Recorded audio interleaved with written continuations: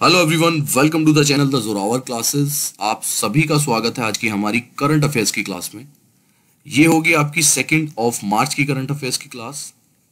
And my dear friend, जैसे कि आप सबको पता है कि 28 फरवरी को हम लोगों ने अपना पहला केवीएस पीआरटी का कोर्स लॉन्च कर दिया है द जोरावर क्लासेस की ऐप पे।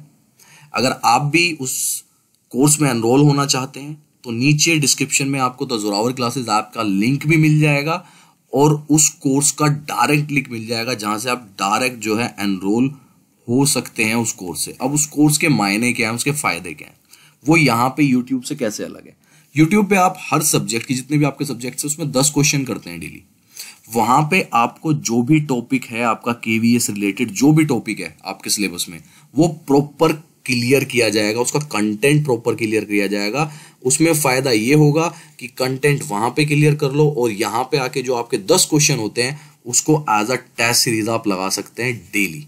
तो फायदा बहुत है, तैयारी बहुत अच्छी हो जाएगी और टॉपिक टू टॉपिक हमने एक एक चीज ली हुई है जो आपके केवीएस के सिलेबस में है।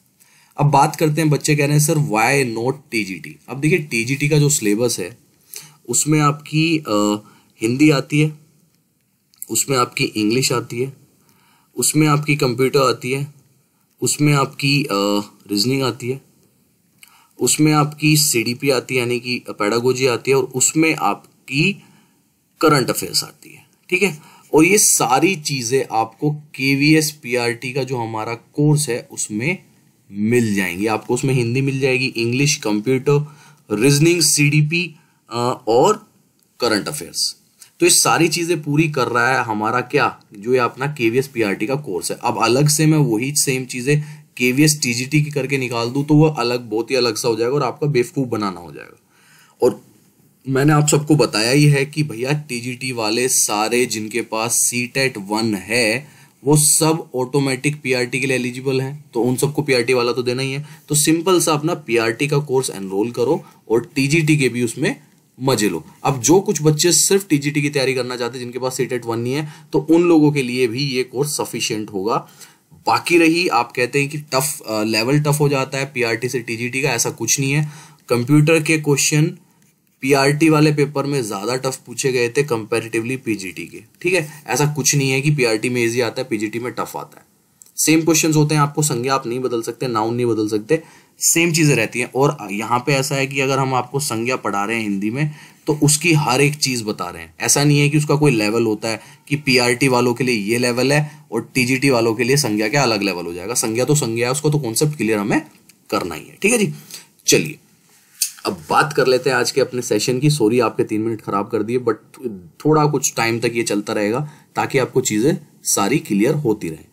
और बहुत जबरदस्त फीडबैक है, एक और चीज मैं बता दूं आपको, बहुत जबरदस्त फीडबैक है इस पे। इन आपके खुद के जिन बच्चों ने एनरोल किया है उनके खुद के जो मैसेजेस मेरे पास आए हैं व्हाट्सएप पे, उनकी एक वीडियो में लेके आऊंगा, खुद देख लेना कि बच्चे क्या कह रहे हैं उस कोर्स के बारे में। ठीक है जी, चलिए आज का पहला क्वेश्चन लेते हैं।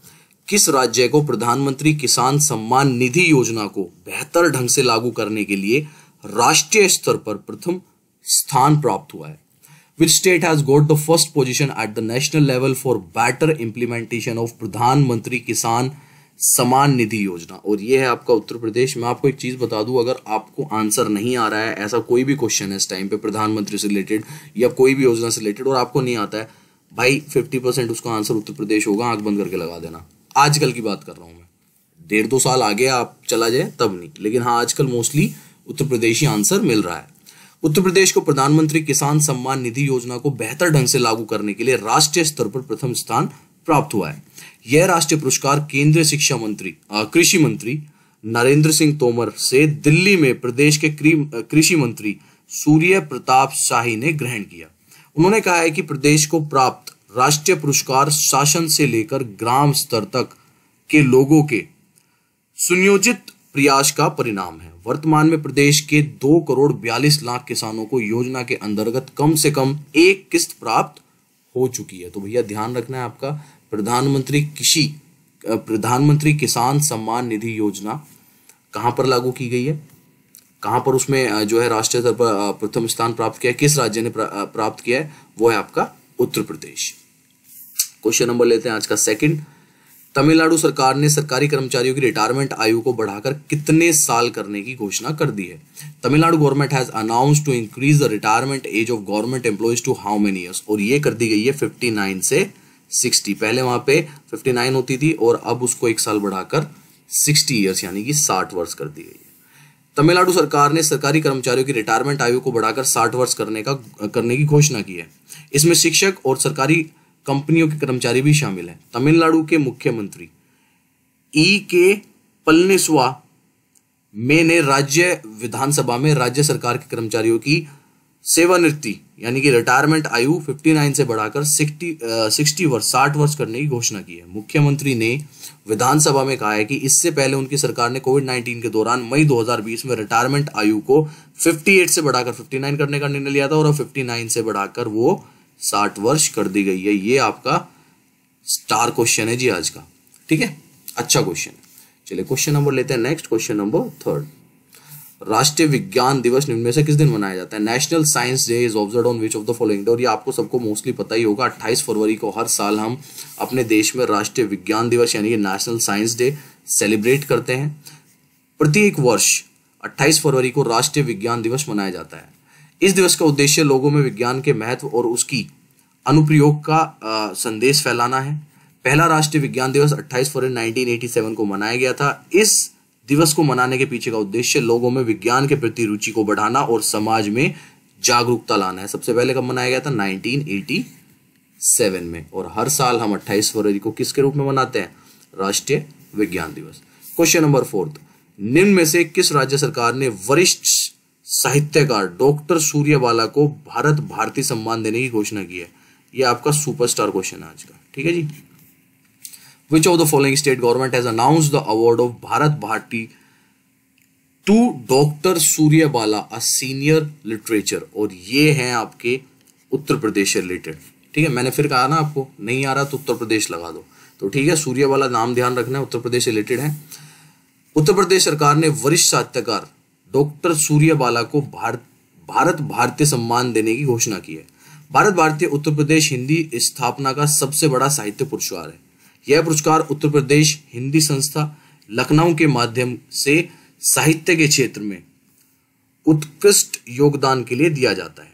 पुरस्कार में भारत भारती सम्मान के रूप में स्मृति चिन्ह, अंगवस्त्रम तथा 5,02,000 रुपए की धनराशि प्रदान की जाती है। इसमें धनराशि भी ध्यान रखनी है आपको, 5,02,000 रुपए की धनराशि भी जो है दी जाती है, जिसको ये नाम जो है मिलता है। और इस बार का नाम जो है वरिष्ठ साहित्यकार डॉक्टर सूर्यबाला को दिया गया। कौन सा? भारत भारती सम्मान, जो कि उत्तर प्रदेश गवर्नमेंट देती है। क्वेश्चन नंबर 5, हाल ही में भारतीय क्रिकेट टीम के किस तेज गेंदबाज ने अंतरराष्ट्रीय और फर्स्ट क्लास क्रिकेट से संन्यास ले लिया है? Recently which Indian fast bowler of Indian cricket team has retired from international and first class cricket? और ये है आपके आर विनय कुमार। आपने देखा भी होगा इन्हें, जो क्रिकेट देखते हैं, कुछ मैचेस खेले इन्होंने इंटरनेशनल, बाकी इन्होंने बैंगलोर की तरफ से आईपीएल भी खेला है और इन्होंने हर प्रकार के जो है अपने क्रिकेट करियर से संन्यास ले लिया है। हाल ही में भारतीय क्रिकेट टीम के तेज गेंदबाज आर विनय कुमार ने अंतर्राष्ट्रीय और फर्स्ट क्लास क्रिकेट से संन्यास ले लिया है। विनय कुमार भारत की तरफ से 1 टेस्ट और 31 वनडे और 9 टी20 खेल चुके हैं। वे भारतीय टीम के लिए आखिरी बार नवंबर 2003 में मैदान पर उतरे थे। उन्होंने 31 वनडे में 37.44 की औसत से 38 विकेट लिए हैं। वहीं 9 टी20 मैच में 24.70 की औसत से 10 विकेट लिए हैं। ऑस्ट्रेलिया के खिलाफ खेले इकलौते टेस्ट मैच में उन्हें 1 विकेट अपने नाम किया था, ठीक है। तो इस तरह के क्वेश्चन ना कई बार करंट अफेयर्स में पूछ ले जाते हैं, जहां पे बच्चे बहुत ज्यादा कंफ्यूज हो जाते हैं कि हाल ही में, फिलहाल में कौन रिटायर हुआ है, किसने क्या किया, ये चीजें आ जाती हैं। Question number 6, global anti terrorist watchdog Financial Action Task force ने किस देश को जून 2021 तक ग्रे लिस्ट में बनाए रखने का फैसला किया? स्टार क्वेश्चन है जी आज का।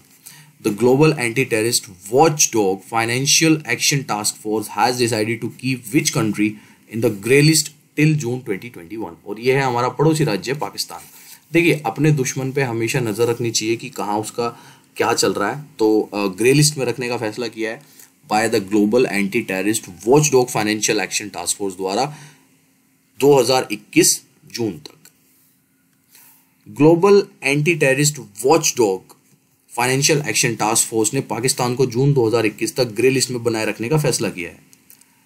FATF द्वारा यह निर्णय आतंकवाद का मुकाबला करने हेतु 27 सूत्रीय कार्य योजना का पूरी तरह से पालन करने में देश की विफलता के मद्देनजर लिया गया था।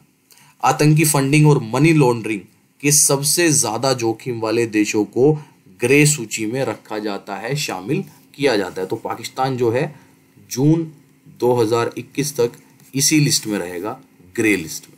ठीक है जी, चलिए क्वेश्चन नंबर लेते हैं नेक्स्ट, क्वेश्चन नंबर 7। ये स्टार क्वेश्चन है आज का। ठीक है, शून्य भेदभाव दिवस निम्न में से किस दिन मनाया जाता है?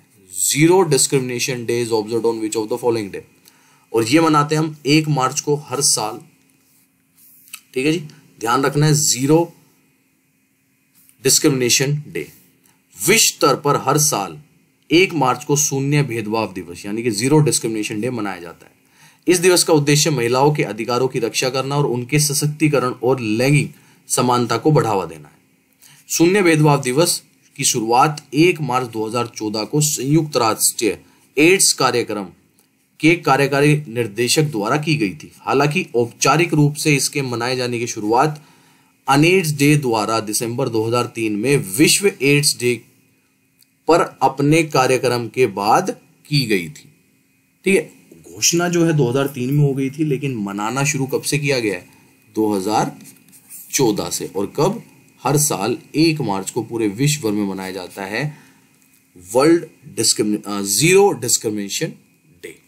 ठीक है जी, शून्य भेदभाव दिवस। आज का लेते हैं क्वेश्चन नंबर 8। भारतीय पुरातत्व सर्वेक्षण ने किस राज्य की सीतागढ़ी हिल के जुलजुल पहाड़ के पास एक टीले के नीचे दफन बौद्ध मठ की खोज की है? ये हो गया आपका star question. Archaeological survey of India has discovered a Buddhist monastery buried under a mound near the Jhuljhul mountain in Sitagarhi hills of which state? और ये है आपका झारखंड में। सिंपल सा ध्यान रखना है, ये जुलजुल पहाड़ है, कहाँ पे पड़ता है आपका? ये झारखंड में पड़ता है। सीतागढ़ी हिल्स कहाँ पड़ते हैं आपके? झारखंड में पड़ते हैं। तो भैया ASI यानी कि आर्कोलॉजिकल सर्वे ऑफ इंडिया ने कहाँ पर बौद्ध मठ की एक दफन जो है ना मठ को जो है खोजा है, वो इन्होंने झारखंड के सीतामढ़ी हिल्स के जुलजुल पहाड़ में ये जो है पाई गई है। भारतीय पुरातत्व सर्वेक्षण ने झारखंड की सीतामढ़ी हिल्स के जुलजुल पहाड़ के पास एक टीले के नीचे दफन बौद्ध मठ की खोज की है। इस स्थल के नजदीक पहले भी एक प्राचीन बौद्ध स्थल इसी तरह के टीले के नीचे दफन पाया गया था। वरद मुद्रा यानी कि हाथ से वरदान देने का इशारा में देवी तारा की 4 मूर्तियां प्राप्त हुई। तो ये जो है आज का आपका स्टार क्वेश्चन है, इसको ध्यान रखना है कि ASI ने झारखंड की सीतामढ़ी हिल्स में जुलजुल पहाड़ के पास एक टीले के नीचे दफन बौद्ध मठ की खोज की है। चलिए क्वेश्चन नंबर लेते हैं आज का second last, question number 9। Tamil Nadu सरकार ने कोविड-19 के प्रसार को रोकने हेतु राज्य में लागू मौजूदा प्रतिबंध को कितनी तारीख तक बढ़ा दिया है? To what date has the government of Tamil Nadu extend the existing restriction applicable in the state to prevent the spread of COVID-19? और ये कर दिया उन्होंने 31 मार्च तक। जो भी वहाँ पे प्रोटोकॉल चल रहे हैं, जो भी SOP चल रही है, उसको 31 मार्च तक उन्होंने बढ़ा दिया है। तमिलनाडु सरकार ने कोविड-19 के प्रसार को रोकने के लिए राज्य में लगभग मौजूदा प्रतिबंधों को 31 मार्च तक बढ़ा दिया है। राज्य सरकार ने जिला अधिकारियों को फेस मास्क के इस्तेमाल, हाथ साफ रखने और सोशल डिस्टेंसिंग सुनिश्चित करने को कहा है। अधिकारियों को ट्रेन और हवाई जहाज सहित विभिन्न गतिविधियों से संबंधित SOP को सख्ती से लागू करने को भी कहा गया है। ठीक है जी, 31 मार्च तक उन्होंने अपना जो है तमिलनाडु गवर्नमेंट ने अपनी SOPs बढ़ा दी हैं रिगार्डिंग कोविड-19। आज का लास्ट क्वेश्चन। जल शक्ति मंत्रालय के पेयजल और स्वच्छता विभाग ने स्वच्छ मशहूर स्थलों के चौथे चरण के अंतर्गत देश के कितने महत्वपूर्ण स्थानों को चुना है? How many important places in the country have been selected by the Department of Drinking Water and Sanitation, Ministry of Water Power under the 4th phase of Clean Famous Site? और ये उन्होंने किया है 12 और जगहों को जो है चुना है आने वाले समय में। जल शक्ति मंत्रालय के पेयजल और स्वच्छता विभाग ने स्वच्छ मशहूर स्थलों के चौथे चरण के अंतर्गत देश के 12 स्थानों को चुना है। इसमें महाराष्ट्र की अजंता गुफाएं, मध्य प्रदेश का सांची सपूत, राजस्थान का कुलमगढ़ किला, जैसलमेर किला और रामदेवरा तथा तेलंगाना के गोलकोंडा किले के अलावा उड़ीसा का कोणार्क सूर्य टेम्पल भी स्थित है। ये क्वेश्चन आपका इंपॉर्टेंट क्वेश्चन है बहुत, ठीक है। और ये जो सारी चीजें बताएंगे ना, जिसमें महाराष्ट्र की अजंता गुफा हो गई और आपका मध्य प्रदेश का सांची स्तूप हो गया, उसके बाद राजस्थान का आपका कुंभलगढ़ किला हो गया, जैसलमेर किला हो गया, रामदेवरा हो गया, तेलंगाना का गोलकोंडा किला हो गया, आसाम का कोणार्क सूर्य टेम्पल जो है वो हो गया। ये सारे नाम भी आपको जो है अपने नोट्स में अच्छे से लिख लेने हैं। So these are the top 10 questions for today. I hope you like it. And friends, अगर आप भी कोर्स में एनरोल करना चाहते हैं तो मैंने आपको बता दिया, सिंपल सा नीचे डिस्क्रिप्शन में आपको ऐप का भी लिंक मिल जाएगा और कोर्स का भी लिंक मिल जाएगा। चलिए, हैव अ गुड डे, फिर मिलेंगे। आज थोड़ी तबीयत थोड़ी सी ठीक नहीं थी, इस वजह से ज़्यादा अच्छे से मैं आपको एक्सप्लेन चीज़ें नहीं कर पाया। चलिए, फिर मिलेंगे कल की क्लास में।